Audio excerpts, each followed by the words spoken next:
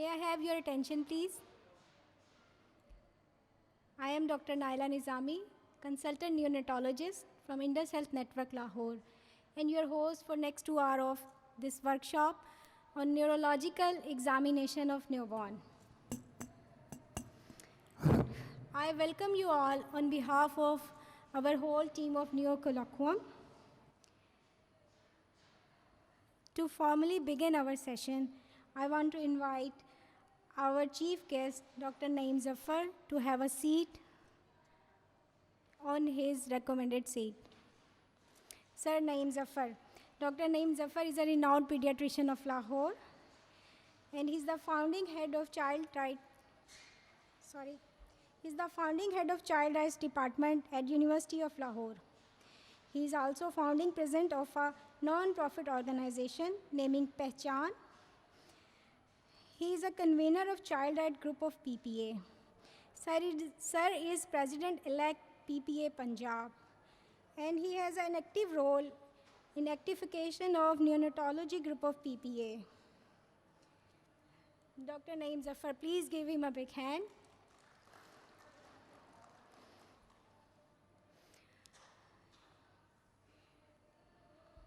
So, you all know that our workshop is neurological examination of newborn. And you all also know that this neurological examination of neonate is a highly informative and quick tool to help us in early recognition and timely management of life-threatening conditions.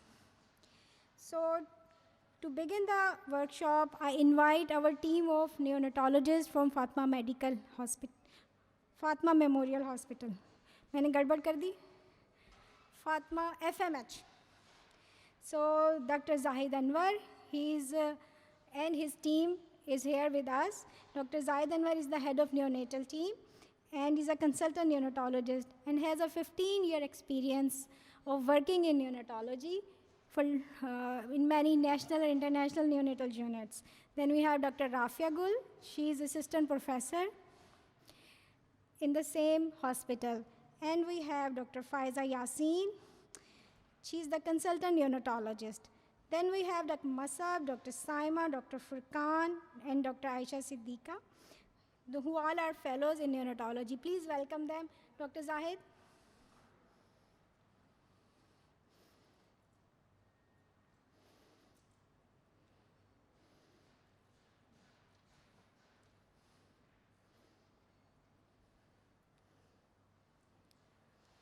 It's up to you now. You're welcome. Assalamu alaikum, and thank you, Dr. Naila, for such a nice introduction. I am Dr. Zahid, and I am the head of neonatology at Fatima Memorial Hospital. Can everybody hear me? Can you hear me at the back? Can we increase the volume? I think they said that they can't hear me. Please do let me know. Meanwhile, we are doing the adjustments. All of you have a pre-test in front of you. Would you mind taking 5 minutes and just quickly fill it up? It doesn't have to be right or wrong. It's just to highlight the points in presentation. हाँ, ये लगा दे.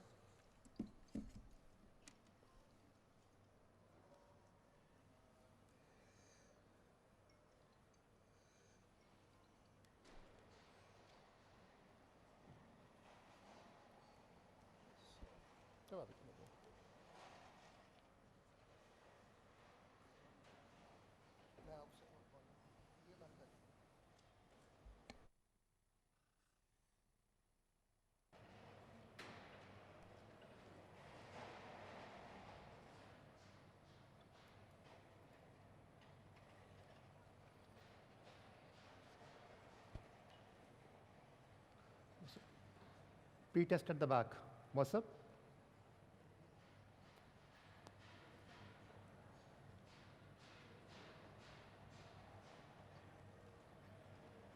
So, can you hear me now at the back row? Is it okay? That's great. Good.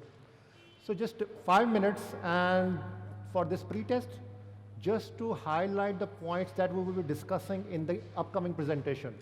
So whatever answer you feel like, just answer it. Hopefully the past test will be would have a better result.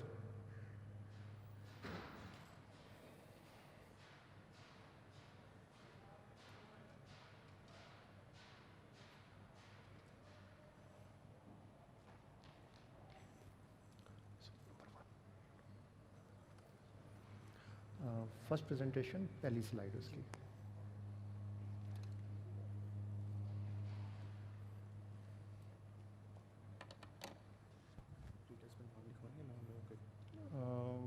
मुझसे पूछ लें, option आ रहा है, लिखते हैं, ना लिखें उनकी मर्जी है. अपना रजिस्ट्रेशन नंबर लिखते हैं बस. आप अपना नाम लिखना चाहें, यू आर वेलकम. आप ना लिखना चाहें तब भी ठीक है. अपना वो खाली रजिस्ट्रेशन नंबर लिखते हैं ऊपर कोई, जस्ट टू काइंड ऑफ के पहले में और दूसरे में क्या फ़र्क आया था. ये गिर तो नहीं रहा.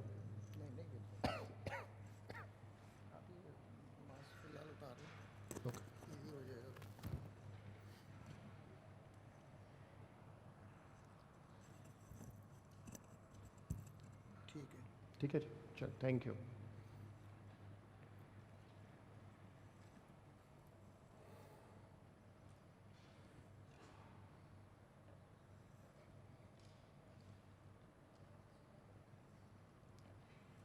Two more minutes, and you don't have to be dead right.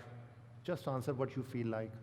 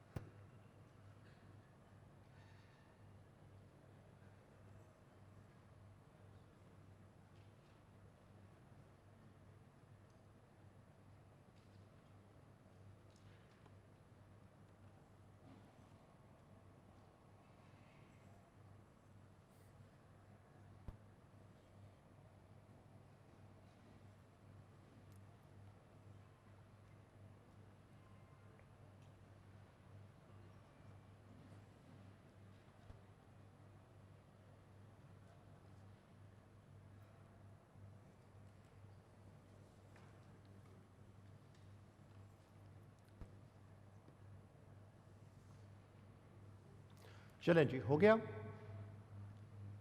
अब हम प्रॉपर तरीके से इसको स्टार्ट कर लेते हैं.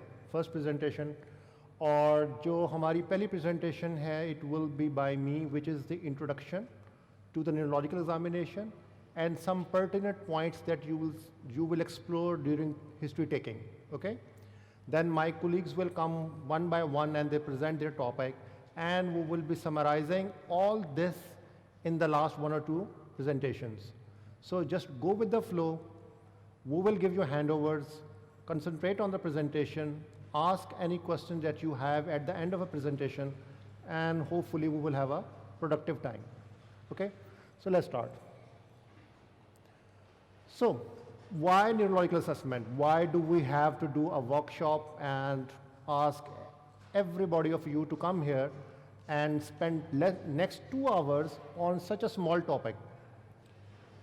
During my training times, during training times of most of us, the neurological assessment has mostly been a very tiny part of normal newborn examination.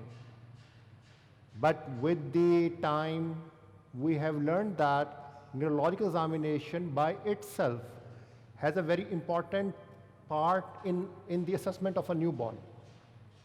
It looks boring, and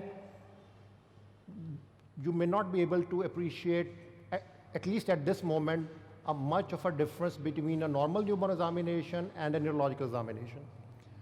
And finally, what would a neurological examination add that an ultrasound of the brain or an MRI of brain won't tell you? These are the questions we hope to answer in the next almost 1.5 hours. So neurological assessment is a quick and a bedside technique. It will help you in the initial assessment in identifying the high risk or neurologically insulted babies. So the examination that you will do, you will identify the babies who will need a further workup. Then serial neurological examinations will help you in identifying the progression or regression of the underlying illness. The one very common example is the hypoxic ischemic encephalopathy. You can't do ultrasounds daily, you can do MRI daily. The disease progression will be assessed by the bedside neurological examination. And most of all, it's free. All you have to do, just examine the baby and it should be okay. Okay, so now let's come to the next part. So the components that we have divided the neural examination is the introduction, that will be taken by me. Then the examination of head, neck, spine, and skin of the baby, that is the inspection basically. That will be done by Dr. Pfizer. Alertness and behavior, how to assess the alertness and behavior, and how to grade the alertness and behavior will be told by Dr. Masab. The tone and reflexes will be dealt by Dr. Furqan. Cranial nerves, Dr. Saima. Sensory system and Ballard scoring by Dr. Rafia.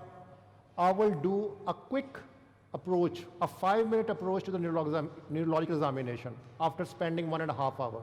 So I will tell you a summary. And finally, Dr. Aisha will tell you about a CS examination technique and how the CSF result is different in neonates from pediatrics. So we thought that that is important to know, so we have included it in the presentation. So first come first, the history, the simply division of the central nervous system. You all know that is just a slide for your revision, what happened. ये minimize हो गया.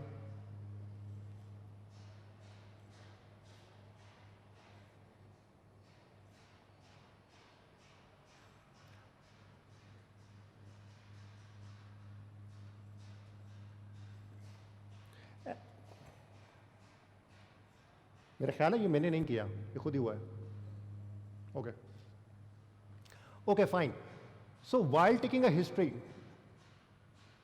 the 3 most important parts, the whole of the history is important, but the 3 most relevant important parts are the family history, maternal history, and the antenatal history of the current pregnancy. Sorry. During the family history, what you want to know about, is there any history of syndromes, like genetic disorders, like birth defects, like some illnesses which are running in the family? Some history of inborn errors of metabolism, which may present in the form of repeated babies having developmental delay, seizures, epilepsies, or neonatal deaths or infantile deaths. So these are 2 most important subgroups that you will want to explore in the family history. During maternal history, what you would want to know is if the mother is using any medications. They are very relevant in the European countries where there is a very pronounced addiction to the morphine. So opioid withdrawal symptoms are very common in the neonates over there.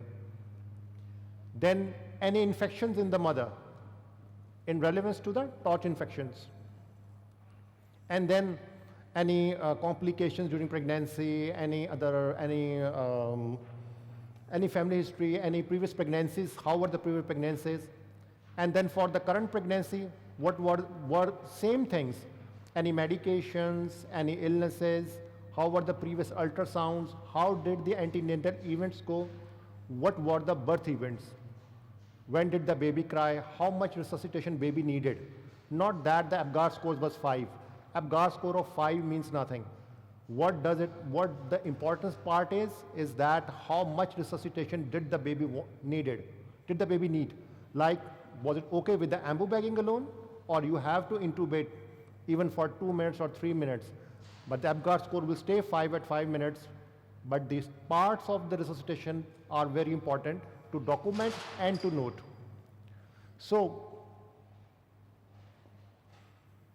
fine, so after you have taken a history, the next step is to prepare for examination, and the most important part in the preparation of examination is hand hygiene. You don't want to transfer infections to the baby, neither does you want to acquire any infection for the baby. So either wear gloves and do the hand hygiene. Then prepare your equipment. We will show you the list of equipment at the end, but Keep your equipment clean and sterile for this baby. And last part is the surface. The surface should be warm and firm. Okay? So after ensuring these three things, we will move to the actual examination of the baby. So history, preparation, antisepsis. Three things before you actually move on to touching the baby on the warmer or in the cot. So I will invite Dr. Faiza to take up the next part, which is the examination of head, neck, spine, and the skin of the newborn in context to the neurological examination. Thank you. If any questions? If a quick one, I will take it now, otherwise we will take at the end.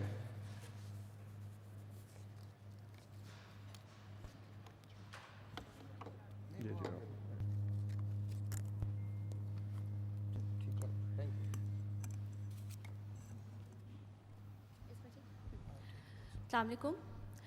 Thank you, Dr. Zahid. I'm Dr. Faiza, one of the neonatologists at the Fatima Memorial Hospital. So, in my discussion, I'll bring your focus to the neurological aspects of head, face, spine, and skin examination. So, in the head examination, the parts are the size of the head, shape of the head, suture, fontanelle, protuberance, scalp defects. The first is the size. We all know is the occipitofrontal or head circumference. We take it by using a non-stretchable measuring tape, which is held above the eyebrows in front and over the occipital prominence on the back. Out of the three measurements, we take the largest of them. It can be affected due to the swelling, molding, or the gestation.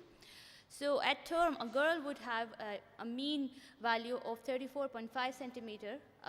A male will have a 35 centimeter, but there's a range of 10 to 90 centile, which is corresponding to 33 to 37 centimeter. We can have the abnormalities like microcephaly, which is 2 standard deviation below the mean for that age, gender, and gestation, or it could be more than 2 standard deviation above the mean when it is called as macrocephaly. So percentile-wise, it will correspond to less than 3 and more than 97 centimeter. Next is the shape. Shape is pretty much affected with the sutures. Sutures are the junction of 2 scalp bones. So main ones are sagittal, lambdoid, coronal, and metopic suture. These should be palpated carefully, and there are 3 findings that can be seen. First is the molding. Second is the premature closure or craniosynostosis. Thirdly, the widening of sutures.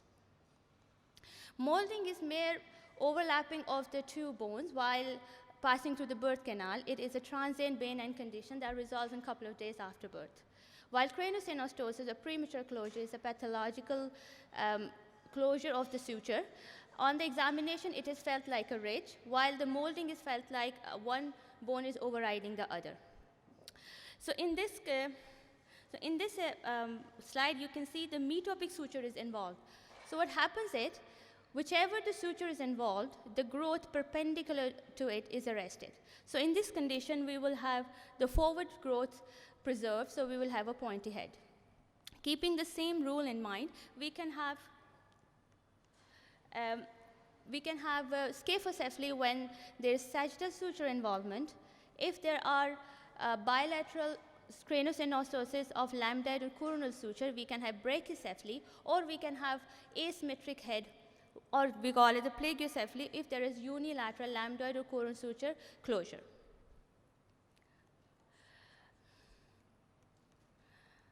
So the syndromes that are associated with the craniosynostosis are a lot of them, but more important are Apert, Croson, Pfeiffer, and Carpenter syndrome. So a common condition that we have to differentiate is the plagiocephaly due to position or due to the craniosynostosis of lambdoid suture. The positional one is just mere pushing of the scalp bone, so it will push the ipsilateral frontal prominence, and the ear on the ipsilateral side would be pushed forward as well. While on the other hand, in the craniosynostosis in the lambdoid area, it is a growth arrest condition. So the compensatory prominence would happen onto the contralateral frontal prominence, and the ear on the affected side will be pulled a bit behind compared to the contralateral healthy side. So next condition is the wide suture, which we label as when we have about more than 1 centimeter width of a suture. Common conditions are raised ICP, Down syndrome, hypothyroidism, and achondroplasia. Next is the fontanelle. So fontanelle is the junction of more than 2 scalp bones. The prominent ones are anterior fontanelle and posterior fontanelle. Anterior fontanelle is wide, is 1 to 4 centimeter, diamond shaped. Posterior fontanelle is triangular shaped, and it is 1 centimeter at birth. Both of them are flat and soft when they are palpated in a non-crying child, preferably in a higher head, like a sitting position. But if they are tense and bulging, that can indicate the raised ICP, or if they are depressed, they can indicate dehydration.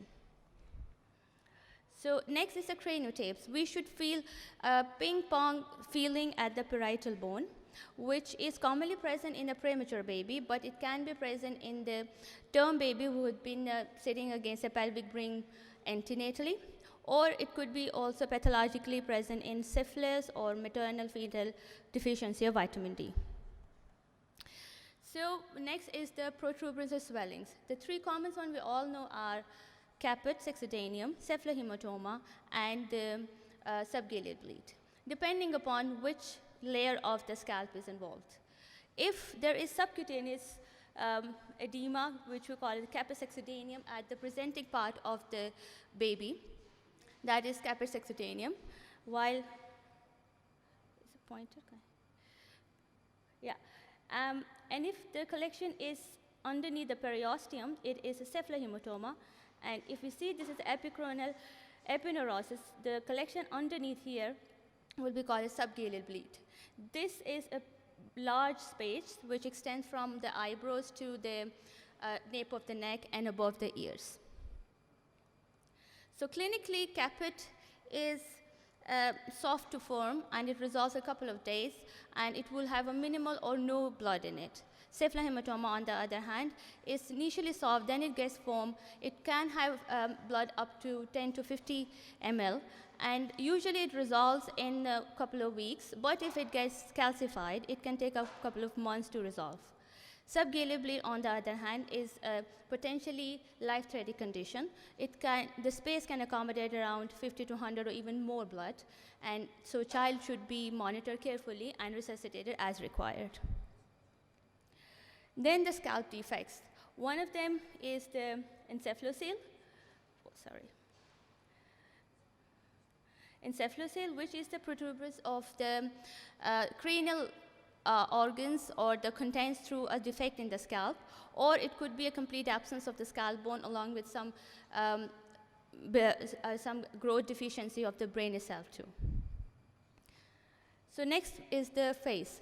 The 3 important things are actually the symmetry, dysmorphism if present, and sensation. In symmetry, we have 2 common conditions that we have to differentiate from. One is the facial nerve palsy, which we all know is the loss of the creases on the affected side, unable to close the eye, and the deviation of the mouth towards the healthy side. On the other hand, if there is any hypoplasia or absence of the muscle, depresses angularis oris muscle, so it will only affect the lips. When the child is crying, there would be asymmetry of the lips only. Sensation of the face can be judged to some extent, and we discuss it in the section of sensation examination later on. Dysmorphism is very important. Like if there are dysmorphism, it could be a part of a syndrome which have neurological involvement in it, so that should be carefully examined. So there's a big list of dysmorphism. The more important ones are Down syndrome, Edward-Apatow syndrome. We can have Beckwith-Wiedemann syndrome, congenital hypothyroidism. We can have a lot of other syndromes as well. That's a big list. Next is the spine. The spine should be inspected and palpated throughout its length. We have to look for any abnormal curvature like kyphosis and scoliosis, or if there's any sign of open or closed spinal dysraphism. So this is a slide that shows the top 2. One are the open spinal dysraphism, myelomeningocele and meningocele, while this is spina bifida occulta, which is a closed neural tube defect. and is only detected if we have a good palpation performed. So a common condition that we all come across is the sacral dimple that has to be differentiated from an atypical one. A typical simple sacral dimple is covered at the base with the skin. It is not more than 0.5 centimeter. It is located within 2.5 centimeter from the anal verge, and it does not have any cutaneous stigmata of neural tube defect like hypertrichosis or hemangioma. So this slide shows a hemangioma over the S3 and S4, which is a dermatome. So that raises the suspicion of neural tube defect even more. And in this slide, there's some hairy tuft here, so that can prompt us to look for the neural tube defect underlying. Next, the skin. Skin may indicate an underlying neurological disorder or neurocutaneous disorder. So like an example is the Sturge-Weber syndrome, where any of the trigeminal nerve divisions, especially ophthalmic and maxillary division, can be affected with a hemangioma, and corresponding intracranial involvement and glaucoma can be seen. Then we can have cephalomacules, which are commonly present in babies, and they are benign, but if they are more than 6 digits, they can indicate neurofibromatosis 1.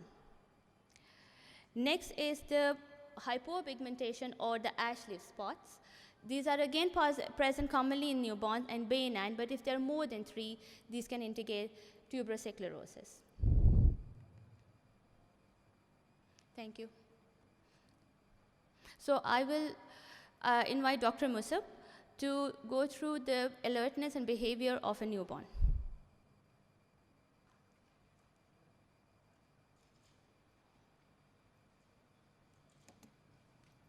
Rahim, thank you so much, Dr. Faiza. The assessment scheme which we normally follow in the assessment of neonatal alertness and behavior is that first of all we'll do the alertness assessment. It is done at the beginning and then during the course of our examination. The behavioral, the components of behavioral assessment will include normal response of the baby, the normal response to a stimuli, habituation, overstimulation, and the assessment of cry, which is very important. Now, level of alertness assessment provides us very important information about the higher mental functioning of the baby, and it is an integral part of the newborn examination. It is important to first determine the neonate's base level state of consciousness or behavioral state. Now, coming to the normal behavioral states of a newborn. The first one is the light sleep. The newborn, as you can see in the picture, is quite calm, and they could be rapid eye movement, and the child can be easily aroused. In deep sleep, the child would be quite sleepy and will be difficult to arouse. Drowsiness is an intermediate state between sleep and wakefulness. Quite alert is a child having bright look. Quite alert child can have periods of fussiness in between, and a crying child would be fussy and could display various type of moods behaviors. Now coming to the pathological states of behaviors. First of all, we have slight stupor. In this, the child would be drowsy and he could be aroused. But if the child is having deep stupor or coma, he will be very difficult to be aroused, and the child would be in a comatose state, very difficult to be aroused even by giving a very painful stimulus. The third would be an irritable baby. The irritable baby would be difficult to be calmed. He would be extremely irritable and would become fussy with even the slightest of stimulus. The fourth pathological state is the state of lethargy, in which the child would be sleepy most of the time and would be difficult to maintain a wakeful state. For example, the child of meningitis. Now, normal response to stimulus. Whenever a child is normally aroused, he would present with he will give different responses, which normal responses, like he would give a quite nice stare, he will have normal pulses, normal respiration, normal vital signs. These are all the signs which a child displays to normal stimulus. We have two normal type of stimuli to which a child can respond. As you can see in the first figure, when a visual stimulus is given to the child in the form of a bright light or a bright object, the child turns his gaze towards the source of light or towards the source of that stimulus, and his eyes brighten up. Second is the hearing response. Whenever a sound is a rattle or a sound is brought near to the child, his eyes will brighten up and he will turn his head towards the source of light, towards the source of sound. Preterm neonates also show similar response, but the response is slightly sluggish. Habituations. Basically, it is a defensive mechanism of the neonate to repeated noxious stimulus. A very common example which we see in our nursery is the noxious stimulus of the different noxious sound of the various incubators and the warmer which are continuously going on. So habituation is basically a defensive mechanism in which the neonate learns to adapt to these noxious stimulus and taper down his response. Overstimulation, whenever a child is stimulated again and again, he will bore out or will not give that good response as he was giving in the first place. There are various signs of overstimulation or a sign that a child is clearly bored of the stimulus. These can include gaze aversion, frowning, sneezing, yawning, hiccuping, or signs of autonomic instabilities in the form of variable pulses, respiratory abnormalities. All these can happen. In the first slide, we can clearly see that the child is bored of the visual stimulus which was provided to him. He's yawning and he's clearly not interested in the stimulus. In the second picture, we can see the child is showing fingers playing and he's irritable. He's not responding to the sound. These are signs of overstimulation or being bored out. Evaluating cry or consolability is a very important part of our assessment. Pathological states like meningitis, raised ICP can present with abnormal cry. The child cannot be soothed and it can be difficult to console a child. Irritable children may be easily disturbed by stimulus from the environment and may be slow to respond to attempt to console them. Therefore, limit the intervention to one at a time before using them as a group. If one intervention fails, try the different one. Now, there are various assessment scores to assess the newborn's behavior and alertness. I'll be only discussing two of them. One in term babies and the other in preterm babies. In the term babies, the score which we use, it's a very comprehensive score. It's called NBAS, Newborn Behavioral Assessment Scale. It's a very vast scale, cannot discuss all the details right now, but it encompasses 28 behavioral items, each scored on a 9-point scale and 18 elicited response.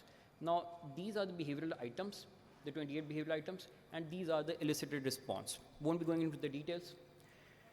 In preterm babies, we use a different scale. It is called Preterm Behavioral Assessment Score. It's given here. You can see that in preterm babies, we introduce different sensory packages. Different sensory packages are introduced and then the response is graded. Now, an important thing to understand while doing the alertness and behavioral assessment of a newborn is that there are multiple limitations to our examination. The child's condition, his state, they can all vary and then they can affect the result of examination. Gestational age, as mentioned earlier, preterm babies are usually slow to respond, so their examination should be done considering this fact. Medicational effect, there are certain sedatives, there are multiple medications which can affect the higher mental function of the newborn. Coming to the pathological state, like I mentioned earlier, a child having meningitis, a child having raised ICP will have a different alertness and behavioral response. Feeding status, a well-fed baby will give a better response as compared to a hungry baby. And lastly, consolability. A child gives a better response in the presence of his parents. When the mother is around, he's better consoled as compared to a child whose mother is not there or who's crying or there is any noxious stimulus presented to him. Thank you so much. Over to Dr. Furqan for his next presentation. Assalamu alaikum ji. Thank you, Dr. Musab, for the very nice presentation. So my name is Dr. Furqan Salim, and the topic I have been given is tone and reflexes in neurological examination of the newborns.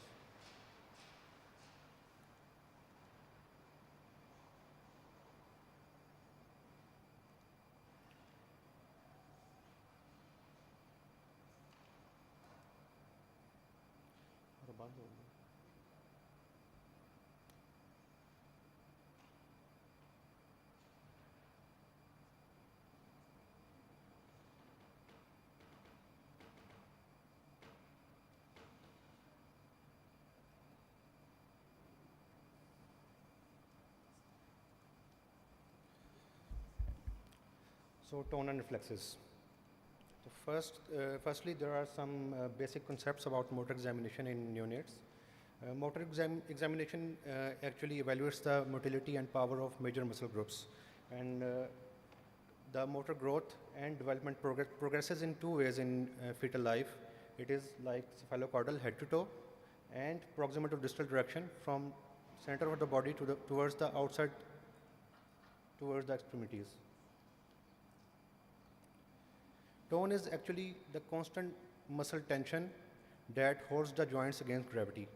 So in the last 3 months of fetal life, the maturation keep his head in the midline. If it is there, if there will be hypotonia, the head will stays back or couldn't be come in the midline of the body. And in hypotonia, it comes forward from the body. In horizontal suspension, it is assessed by suspending the neonate gently in the neonate's hand and observing the position of the limbs and spine and back. If there is a in normal response, baby will have flexed posture of the upper and lower limbs and the spine will be straight or slightly curved. But if baby is having hypotonia, the legs and head and legs will and arms will falling down and the back is more curved.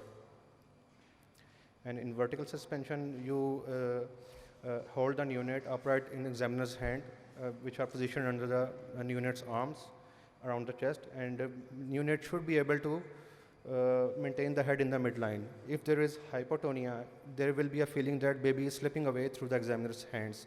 And if there is hypotonia, baby may feel that he is slipping away through the examiner's hand. And in normal response, baby is kept well and he is not have a feeling that he is slipping away from the examiner's hands. Kindly play the video. You can see in this video, first you will do pull to sit.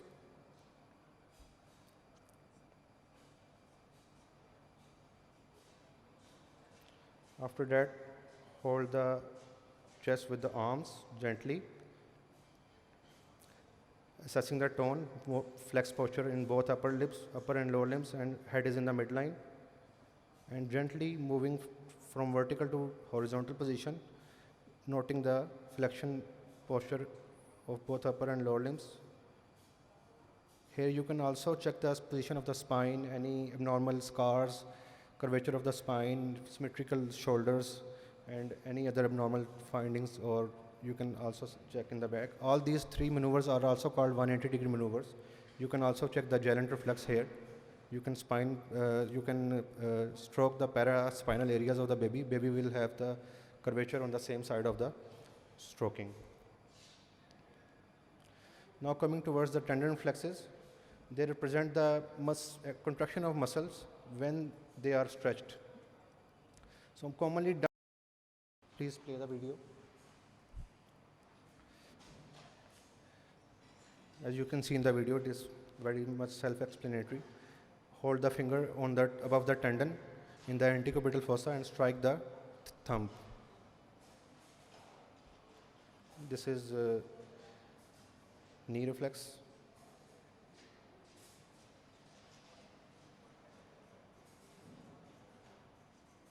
Ankle reflex.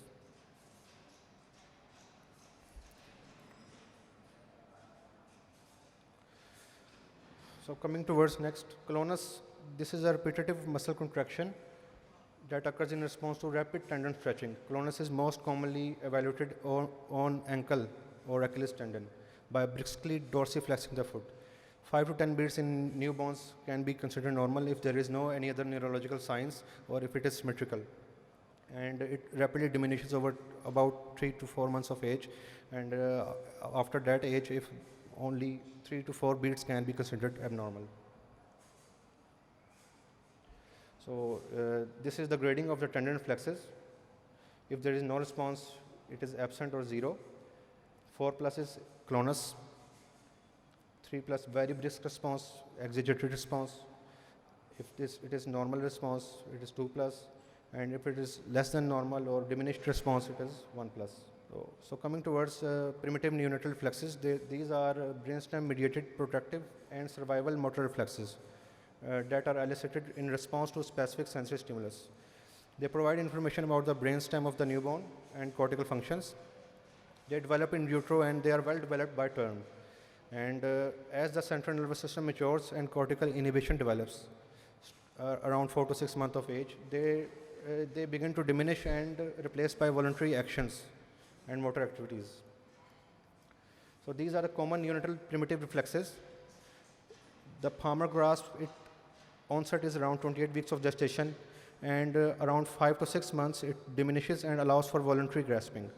The tonic neck reflex, onset is around 35 weeks of gestation. It is elicited by moving the neck towards one side of the body and gently moving, okay? And baby will extend the arm towards the side of which you have moved the head, and the opposite side will flexion in the upper limb. I will show you the video in the next slides. It inhibits around 6 months of age and allows for rolling over and reaching or grasping. Next is Moro. Onset is around 28 weeks of gestation. You allow the head of the newborn to fall in the examiner's hands rapidly, and baby will have extended arms and opening of the hands. And it is followed by stretching back or flexion back towards the body. It inhibits around 6 to 8 months of age and allows for sitting. Plantar grasp done by touching the ball of the foot or with hands, and it diminishes around 7 to 9 months of age and allows for standing or walking. Rooting, when it starts around 28 weeks, while stroking the cheek near the mouth, baby will move head towards the stimulus. It inhibits around 3 months of age. Sucking is well developed in 26 to 28 weeks of gestation in utero, and it inhibits around 10 to 12 months of age. Swallowing is present around 12 weeks in utero, but it is not well synchronized, and around 32 to 34 weeks it is very well synchronized with sucking. If there is any absent reflex, primitive neonatal reflex, there can be central depression of peripheral or central nervous system, or for example, there can be upper motor neuron or neuromotor neuron, there can be muscle dysfunction. Asymmetric may indicate motor cortex lesion, trauma of bone or nerve. So in this video, Moro reflex is elicited. You can see gently dropping the head in examiner's hand. Baby had a opening of arms, opening of hands, and extending and abducting of arms, and after that the baby moves the hands towards the body again. Asymmetrical response may indicate any brain injury, or there can be any trauma to brachial plexus or humerus or fracture of humerus or clavicle. Persistent may cause delay in head control and sitting. Tonic neck reflex, I have already mentioned in previous slides. Play kar dein ji. Gently moving the head on the one side of the, on that side baby will have extended posture of the arm, and opposite side flexed posture. And same response can be seen in the lower limbs with some diminished same response, but it is very difficult to elicit. Rooting reflex, stroking the cheek with the soother or feeder, baby will move the head towards the same side. Sucking reflex, offering the soother or bottle to the baby will start sucking. Well synchronized sucking with this baby has. Thank you. It's all. Now I will invite Dr. Saima for the next presentation of cranial nerve examination.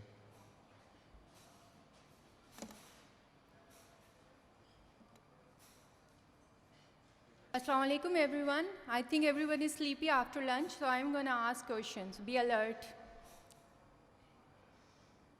So my part of discussion is cranial nerve examination. We all know that there are 12 pairs of cranial nerve, and its examination include combination of both observation and some specific maneuvers. So let's start. I'll discuss it briefly, one by one. Olfactory nerve. Although it is rarely evaluated in newborns, but it can be affected in infant of diabetic mothers. And by 32 weeks of gestation, you can assess it by simply offering some strong scents like peppermint oil, clove oil, and you assessing simultaneously for grimacing, a startle response, or sniffing response of newborn. The second cranial nerve, or the optic nerve, we assess it for fundus. By ophthalmoscope, the fundus appears whitish, pale or gray, and the red reflex, which is normal in newborn. And also for fix and follow. A term baby should turn his turn his face towards the soft light and be able to fix and follow the bright object up to 60-degree arc. The third, fourth, and the sixth cranial nerve is assessed for eye movements, pupil for its size, symmetry, and light response. Here in this picture, on the right side, on the left first, this picture. This is red reflex, which is normal in newborn, and absence of this reflex will indicate there may be some cataract or retinoblastoma. While the picture on the right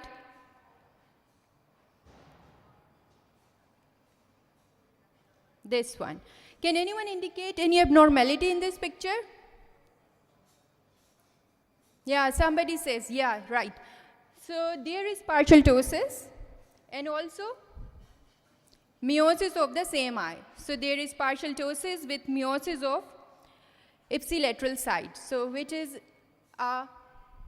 Horner, features of Horner syndrome, and it is seen in brachial plexus injury, right? Extraocular movement, you can assess it by simply doing Doll-eye maneuver. In Doll-eye maneuver, we turn the head of the baby to one side and the eyes move to opposite side, which is normal. If the baby turns his eyes towards the same direction of head, it means there is some brainstem dysfunction or oculomotor dysfunction. I'll play a video for you.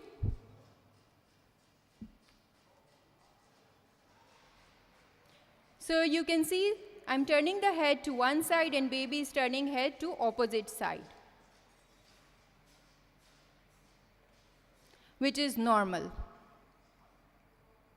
The fifth cranial nerve is really evaluated in newborn. It has two components. The sensory part is assessed by rooting, which Dr. Furqan has already discussed, and you can gently blow for the corneal reflex. And the motor component is assessed by placing a gloved finger, and you can assess for the biting part of the sucking. The facial nerve. It should be assessed when the baby is at rest or while the baby is crying. And you look for the forehead wrinkling, for the eye closure, for nasolabial fold, its symmetry and symmetrical cry. So here in this picture, you can see the baby is unable to close his eye. The nasolabial fold, what about nasolabial fold? It is flattened on this side and the mouth is deviated. Mobius syndrome. It is a rare congenital neurological disorder in which there are weakness or paralysis of multiple cranial nerve, but most of the time it is sixth or the seventh cranial nerve. And the criteria include weakness or paralysis of one, but usually both sides of the face, and preservation of vertical movement of eye and paralysis of sideway movements of eye. The eighth cranial nerve is again rarely evaluated in newborn for its vestibular component. The auditory component can be assessed by gently by shaking a rattle about 15 centimeter from each ear. This noise is of about 80 decibel, and it shows that the baby is not deaf completely. Then we go for universal hearing assessment by otoacoustic emission. 9th, 10th, and the 12th cranial nerve can be assessed by simply observing a baby while feeding for coordinated sucking and swallowing response, and also for protrusion of tongue for its symmetry, position, and fasciculations. So there is another video for you.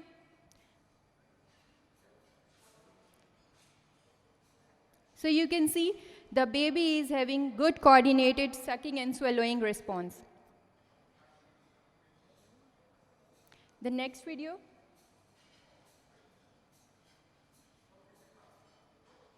Here, you can assess multiple cranial nerve in this baby. The baby is protruding his tongue, which is symmetrical, in position, central in position, and without fasciculation. Baby is closing his eye upon projection of bright light, and the baby is having symmetrical facial features. Ninth cranial nerve, the trapezius and sternocleidomastoid are supplied by this nerve. So you can assess it by gently turning the head of the baby from one side to another side. And if the trapezius muscles is involved, the corresponding shoulder will be lowered. So in short, the second, third, fourth, and the sixth cranial nerve can be assessed simultaneously by eye movement, pupil and its symmetry, size of the pupil, and eye movements, right? The fifth, ninth, 10th, and the 12th nerve by observing sucking and swallowing coordinated movements. The facial cranial nerve is assessed by facial asymmetry or symmetric cry. The 8th cranial nerve is assessed by auditory assessment, and the 9th for shoulder symmetry.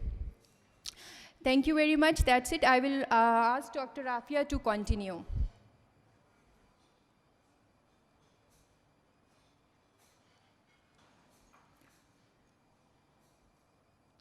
अस्सलाम वालेकुम। हमने पढ़ रहे हैं पिछले 1 घंटे say about new net का examination of the CNS। ठीक, सबसे इम्पॉर्टेंट चीज़ हमें पता है न्यू नेट रोता है, हंसता है, खेलता, आंखें खोलता, आंखें बंद करता है, आधा सोता, आता जागता, जैसे इस टाइम सारे कर रहे हैं। ठीक, अगर एक एडल्ट के रेफरेंस में हम बात करें तो हम हमेशा कहते हैं कि they have intact sensory system. क्या न्यू नेट का सेंसरी सिस्टम होता है या वो with the passage of time develop करता है? मैं एक टर्म बेबी की बात कर रही हूँ। Any comment? क्या ख्याल है आपका? प्री टर्म का सेंसरी सिस्टम होता है या टाइम जो टर्म पे जाएगा उसके बाद डेवलप करेगा? कोई जवाब? प्री टर्म्स का सेंसरी सिस्टम होता है या नहीं होता? हाथ खड़ा कर दें अगर होता है तो। सर ताहिर के अलावा और कोई लोग? जी बिल्कुल, न्यू नेट्स में प्री टर्म बेबी हो या टर्म हो उनका सेंसरी सिस्टम होता है। इट्स आवर फॉल्ट कि हम उसको असेस नहीं कर सकते। Formal method of sensory system examination क्या है? We ask the patient to response to particular stimulus, उसको हम असेस करते हैं। न्यू नेट को सिर्फ एक ज़ुबान आती है, रोना। ठीक, हम उसकी बेस पे असेस शायद प्रॉपर नहीं कर सकते कि उसके सारे सेंसरी सिस्टम इंटैक्ट है या नहीं। So to best of our knowledge कौन कौन से कंपोनेंट्स हैं सेंसरी सिस्टम के जो चेक हो सकते हैं? They are vision, hearing, test, smell, touch and pain. बाकी सारे असेस नहीं होते। अदरवाइज आप जानते हैं जब ब्रेनला लगता है बच्चे को, there is a deep pain element of babies cry. जितने हमारे पास ये कंपोनेंट है of the sensory system examination, इनके बारे में पहले बात हो चुकी है। It's just a repetition. Vision, अभी डॉक्टर साइमा ने बात की, we can check the vision आराम से। मदर्स लैब में आ जाते हैं बच्चे को, सिर्फ शुरू में हम कहते हैं सबसे पहले मदर फेस रिकॉग्नाइज करता है। रीज़न क्या होता है? उसको सिर्फ आर्म्स लेंथ पे नज़र आ रहा होता है, उससे बियॉन्ड उसका विजन नहीं होता। ठीक, 50% ऑफ द एडल्ट होती है। कोई ब्राइट ऑब्जेक्ट, आप रेड कलर का ऑब्जेक्ट यूज़ कर सकती हो, आप सॉफ्ट लाइट यूज़ कर सकते हो तो चेक और assess the vision. Hearing even in utero होती है। बच्चा रो रहा हो, माँ अपनी लोरी सुनाती है, बच्चा चुप कर जाता है, इसका मतलब है हेयरिंग का एलिमेंट तो है। ठीक, गोल्ड स्टैंडर्ड अभी डॉक्टर साइमा ने मेंशन किया, जो स्क्रीनिंग ऑडोमीटर है, जिससे आप 100% कंफर्म कर सकते हैं कि हेयरिंग है। अगर है तो कि ये बायोलैटरल इंटैक्ट है या नहीं, तो हेयरिंग बायोलैटरल असेसमेंट। टेस्ट, बच्चे मीठा दूध पसंद करते हैं। ठीक, बहुत सी माएँ होती हैं आके कहती हैं कि जी हम मीठा दूध देते हैं तो बच्चे ले लेते हैं, वैसे दें तो नहीं लेते। ठीक, why moreover there are studies जिसमें वो कहते हैं कि दी मदर का जो मिल्क होता है बेबी उसके लिए प्रेफर करते हैं। हम बहुत कोशिश कर रहे हैं इसको फार्मूला मिल्क देने की, वो नहीं ले रहा। ठीक, आप कभी भी रोते बच्चे को 25% डेक्सट्रोज की वाटर के अलावा सलाइन देने की कोशिश करें तो वो जितनी पिचकारियाँ मारेगा ना, आप कहेंगे कि जी बस। ठीक, it's again on the basis of our visual assessment. Otherwise he और शी विल नेवर टेल कि ये मीठा है, ये सेवरी टेस्ट है, ये बिटर है। Smell is present even in utero. बच्चा अंदर 9 माह गुजार के आया होता है, टर्म बेबी, उसको पता होता है उसकी मदर की स्मेल अंदर से कैसी है। दैट्स द रीज़न जब बच्चा रो रहा हो तो कहते हैं कि जी माँ उठाए तो चुप कर जाता है। Even it has been the studies are there कि उन्होंने रोते बच्चे के पास, जो बच्चे रोते हैं ज़्यादा इरिटेबल होते हैं, मदर मिल्क थोड़ा सा रख दिया, स्मेल का एलिमेंट भी आ गया और उसके साथ बच्चे चुप करते रहते हैं। द वेरी सेम स्टडीज़ आ जाती हैं इसके साथ, उन्होंने अपनी प्री मैच्योरिटी के लिए भी मदर मिल्क का थोड़ा सा आ जाते हैं ना क्लोथ में सोक करके रख दिया, बच्चों को अपनिया नहीं हुआ। ठीक, अदर चीज़ें जो डॉक्टर सैमा ने मेंशन की है, ब्रेस्ट मिल्क, वेलिडीन, क्लोव यूज़ कर सकते हैं, but they shouldn't be the pungent smell. Touch, superficial touch में दे फील रिलैक्स, जैसे डॉक्टर मुसब ने आपको बताया. ग्रेमेस इनका आ सकता है, अलर्ट बिहेवियर शो करते हैं, change in the behaviour on the superficial touch. लेकिन with the passage of time again उसमें मॉडिफिकेशन आती जाएंगी. Pain, preterm have the more pain receptors as compare to the term baby. For pain management make sure कि आप जो pre terms जिनको हम nursery में डील कर रहे हैं, we should be more conscious and more careful for the pain management. The response is in the form of the crying and the withdrawal response, that is a flexion and adduction. Autonomic stability के signs भी आ सकते हैं. Scores, different scores they are available and they have been used. One of them is the PIP-R, that is a premature infant pain profile. It is a revised score. Gestation and age assessment, behavior and autonomic signs. Autonomic signs are the very clear-cut signs. If you are observing a baby that was cool and calm, and now the baby appears agitated, heart rate has increased, the baby looks more fussy, so it means the baby has some element of the pain, and because of some tight bandage or some tightly placed pulse oximeter probe. This score has been for the different gestational age, even from the less than 28 weeks to the term babies. And these are the different responses to the pain stimulus that the baby show. These are the references. Now my next part of the my next presentation is on the Ballard scoring. Next present, please. सबसे important चीज़ जो अब तक हमने पढ़ी है, इसमें neurological assessment जब हम करते हैं, इसको एक आइसोलेटेड एक कंपोनेंट नहीं रखना. हमने ये नहीं कर रहे कि जी पहले इसका सेंसरी सिस्टम चेक कर रहे हैं, फिर हम मोटर कर रहे हैं, फिर उसका बिहेवियर असेसमेंट चेक हो रही है, फिर बलार्ड स्कोरिंग अलहदा हो रही है. आपने इन सब को जब इंटीग्रेट करना है तो आप उसका जब पोस्चर असेसमेंट कर रहे हैं या उसके बाकी फिजिकल साइंस रिफ्लेक्सेस को देख रहे हैं, they are the part of it. तो try to avoid hitting again and again. Try to avoid hitting the baby again and again. ये मैसेज है please. Regarding blood scoring, gestation age assessment कैसे होती है, क्या क्या मेथड्स हैं या क्या क्या क्वेश्चंस हैं जिसकी बेस पर हम gestation age assess कर सकते हैं? जी प्लीज़.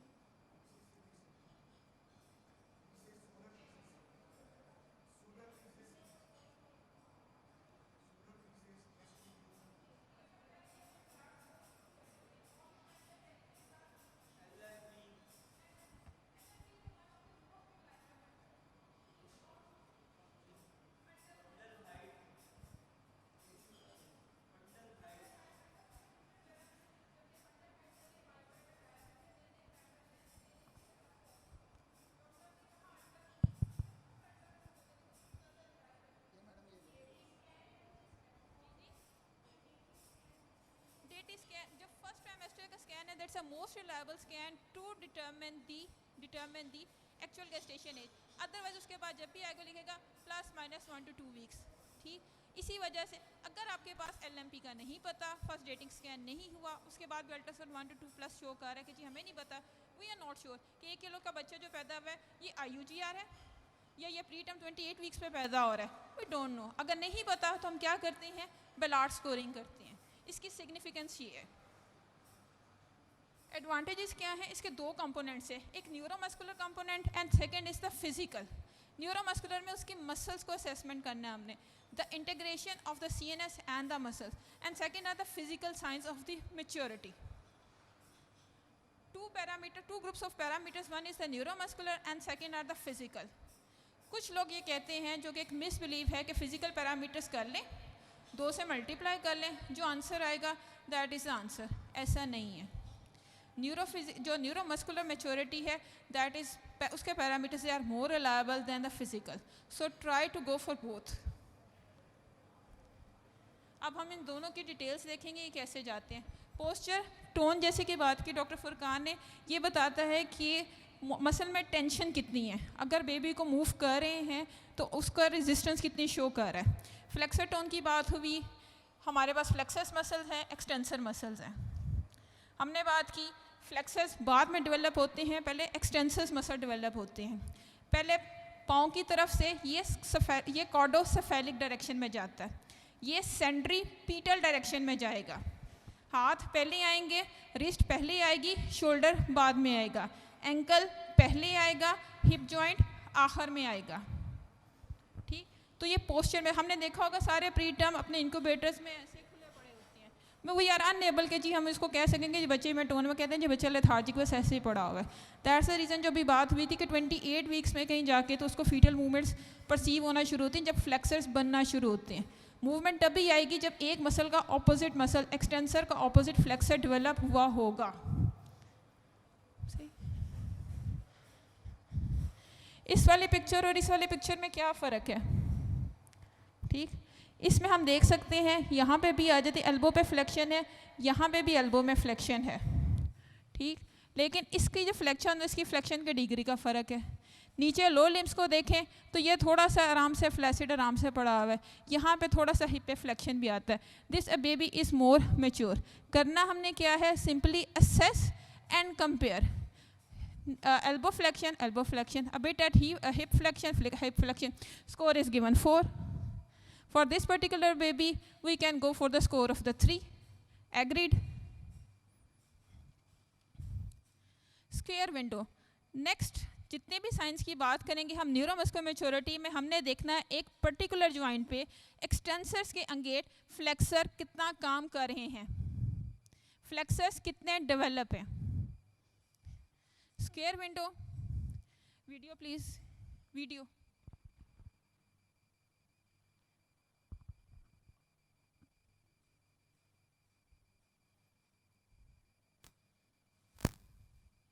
अब दोबारा हमने करना है, फोर आर्म को होल्ड करना है, डोर्सम ऑफ द हैंड पे near the fingers, extensor muscles के ऊपर प्रेशर अप्लाई करना है ताकि हम देख सकें कि फ्लेक्सर्स कितना स्ट्रांगली एक्सटेंसर्स के खिलाफ काम कर सकते हैं। और एंगल मेजर करना है between the palm and the four arm, almost ये एंगल है, इसे 30 डिग्री।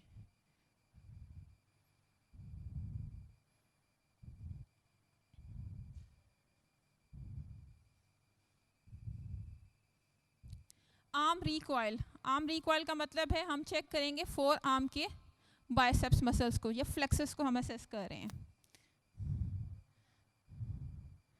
करना क्या है, place a hand below the elbow, elbow के नीचे हाथ रखा। बच्चे के मसल आपके मसल से बहुत ज़्यादा वीक हैं, आपने लंबा अरसा में इसको पकड़ के नहीं रखना, जब पकड़ के रखेंगे मसल एग्जॉस्ट हो जाएंगे, नुकसान हमें क्या होगा, हमारा रिस्पॉन्स प्रॉपर नहीं आएगा। काइंडली प्ले वीडियो चला दें प्लीज़। हाथ रखा, बच्चे की बाजू को सीधा किया और फ़ौरन छोड़ दिया। दोबारा प्लीज़, बाजू सीधा किया, एल्बो के नीचे हाथ रखा, बाजू सीधा किया और उसको फ़ौरन छोड़ दिया। The angle to which, the angle और the degree to which it springs back, जितना डिग्री ये वापस आता है forearm towards the arm, इसको मेजर किया जाता है। It is less than 10, it is less than 90, so the number 4 is given, या mark 4 is given to this particular baby. Popliteal angle, popliteal muscles को हमने पॉप्लीटियल एंगल देखना है कि नी जॉइंट के फ्लेक्सर्स कितना स्ट्रॉन्ग है, they are the hamstrings muscles. अच्छा, इसमें प्रिकॉशन ये करनी है कि फीडिंग के बाद approximately half an hour to an hour गुजर चुका हो, क्योंकि you have to remove the diaper. Board पे होना चाहिए बच्चा, जो कि बहुत ज़्यादा वो सॉफ्ट नहीं होना चाहिए, अदरवाइज आपकी जो मसल्स हैं बेबी उसमें आ जाता है, रिस्पॉन्स नहीं करेगा। पॉप्लीटियल एंगल, वन इम्पॉर्टेंट थिंग, अगर जो बच्चे फ्लेक्स्ड ब्रीच के साथ पैदा हो रहे हैं या एक्सटेंडेड ब्रीच वाले बच्चे हैं, उसके साथ हमें नुकसान क्या होते हैं, they are position as deviated from the normal, उनको 24 to 48 आवर्स वेट कर लें। अगर तब भी आप नहीं कर सक रहे तो आपने करना क्या है, अगर आप पहले उसको यूजुअल स्कोर 3 दे रहे हैं तो पॉप्लीटियल एंगल के लिए स्कोर भी 3 उसको दे सकते हैं। ठीक, अगर 4 दे रहे हैं तो 4 का करते हैं, ये इसकी सिर्फ एक लिमिटेशन है। पॉप्लीटियल एंगल, पॉप्लीटियल एंगल के लिए आपने करना है, सबसे इंपॉर्टेंट चीज़ है, सबसे पहले थाई को टूवर्ड्स द एब्डोमेन लाना है, थाई को टूवर्ड्स एब्डोमेन लाना है ताकि हम हिप को फ्लेक्स कर सकें। उसके बाद अब फोर लेग को हमने एक्सटेंड करने की कोशिश करनी है। जब हम एक्सटेंड करने की कोशिश करेंगे हमने यहाँ पे देखना है और यहाँ पे देखना है कि इसका कितना हमारे पास क्या ऑब्वियस हैमस्ट्रिंग्स के मसल्स की कॉन्ट्रैक्शन या विजिबल होए या हमें नज़र आ रहा हो कि उसका कितना हमारे पास रेजिस्टेंस आ रही है to the movement. Video please.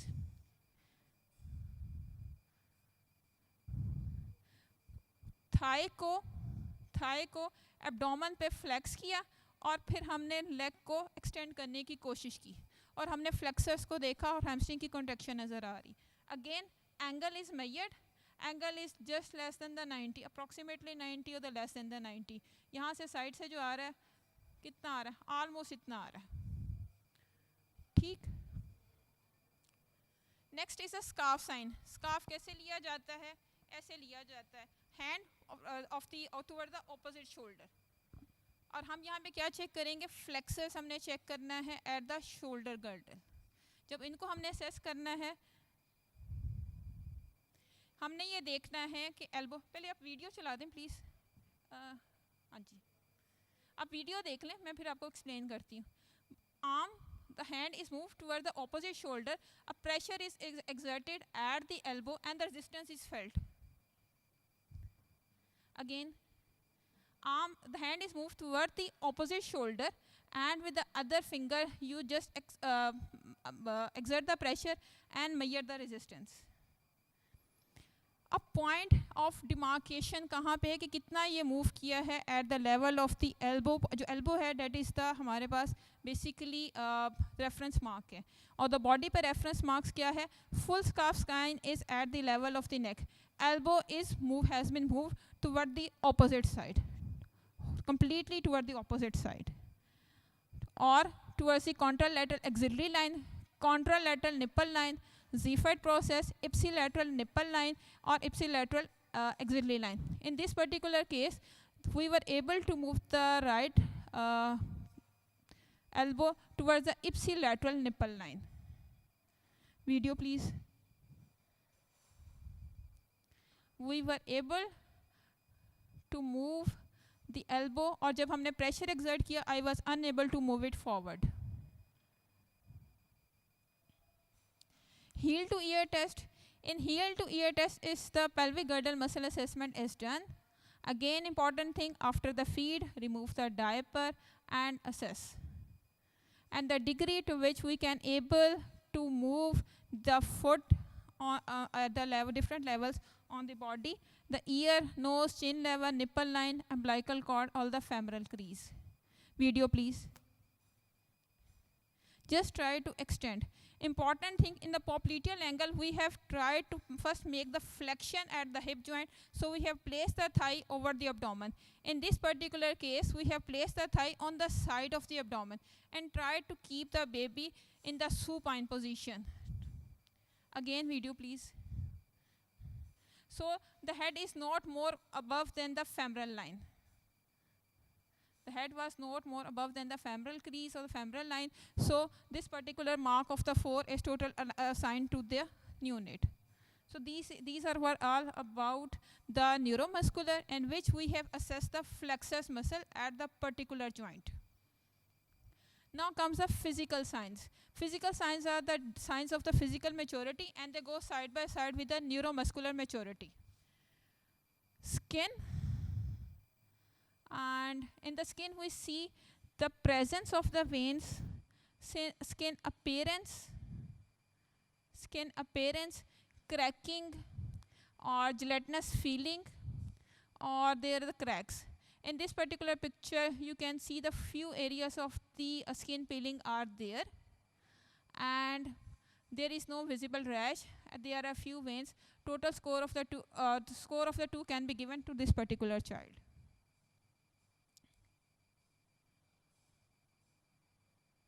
Languor, there is a presence of the hair, and they are abundant at 28 weeks.